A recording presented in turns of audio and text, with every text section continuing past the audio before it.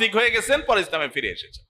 তাকে যখন প্রশ্ন করা হলো আমার পরিচিত এক ভাইয়ের, যে ভাই আপনি নাস্তিক ছিলেন, বুঝে শুনেই তো নাস্তিক হয়েছেন, আবার মুসলমান হয়েছেন, কারণ কি? তখন তিনি বললেন যে ভাই, আমি যখন নাস্তিক হয়েছি তখন আমার প্রথম মনে হয়েছে আমি সকল গণ্ডির ঊর্ধ্বে উঠে গেছি, আমি স্বাধীন হয়ে গেছি, কি আল্লাহর হুকুম মানতে হবে, আল্লাহর কথা বাইরে চলা যাবে না, বাইন্ডিংস এর মধ্যে ছিলাম। নাস্তিক হওয়ার পর মনে হলো যে আমি রিল্যাক্স, সব মন মতো করতে পারতেছি।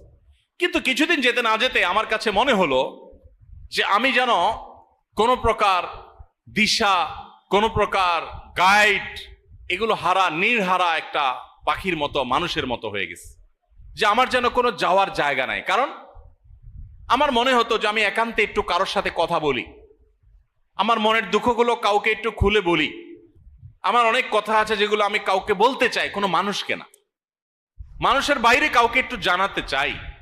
কিন্তু আমি নাস্তিক্যবাদের পথে যাওয়ার পর সেটা আর খুঁজে পেলাম না। আমার কাছে মনে হলো যে কিছু একটার অভাব আমার জীবনে আছে, মুসলমানদের যেটা নাই, যে সে যখন কোনো বিপদে পড়ে ভোর রাতে উঠে তাহাজ্জুদের নামাজ পড়ে, সুন্দর করে ওযু করে তাহাজ্জুদ উত্তম রূপে পড়ে, এরপর সে দুহাত তুলে চোখের পানি ছেড়ে দিয়ে বুক ভাসিয়ে সে আল্লাহর কাছে কায় মনোবাক্যে তার অভিযোগগুলো, তার চাওয়াগুলোকে সে নিবেদন করে, এতে সে যে হালকা বোধ করে, এটা সে যে মানসিক প্রশান্তি পায়, এটা তো আমার জীবনে নাই।